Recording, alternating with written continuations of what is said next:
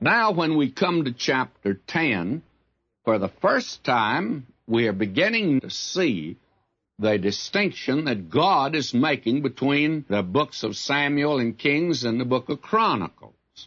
Now, in the book of Samuel, we have a great deal about King Saul. In fact, his entire history is given there. Now, from God's viewpoint, we have now only one chapter given. I'm of the opinion that a great many men today, and women for that matter, that have occupied a large place in human history, they won't get much of a write-up in heaven. That's true of Saul here.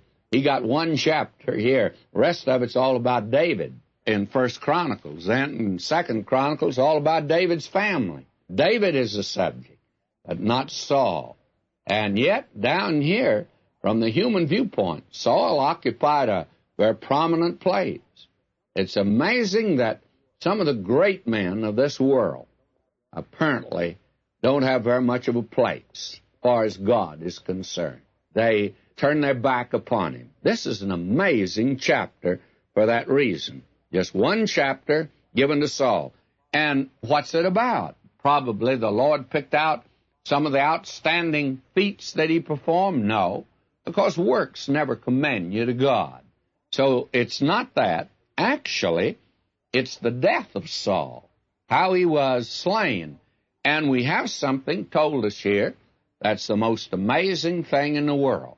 Now, you will recall that when we were back in 1st and 2nd Samuel, we attempted to determine who slew Saul, who was the one that was responsible for his murder, or did he commit suicide?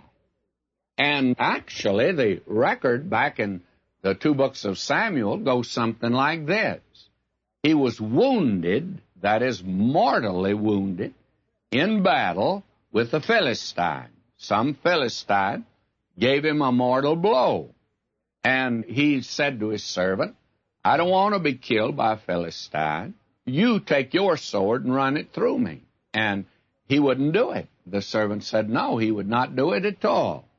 And as a result, Saul was able to fall on his own sword.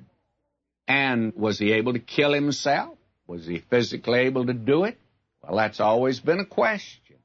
Well, then there came along an Amalekite and saw the situation.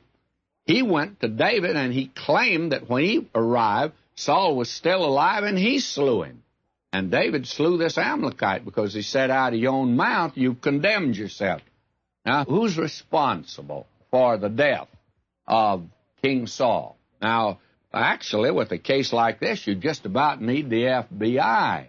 But I don't think that we'll need to call them in because we're going to have a confession of the one who actually took the life of Saul. Who is responsible?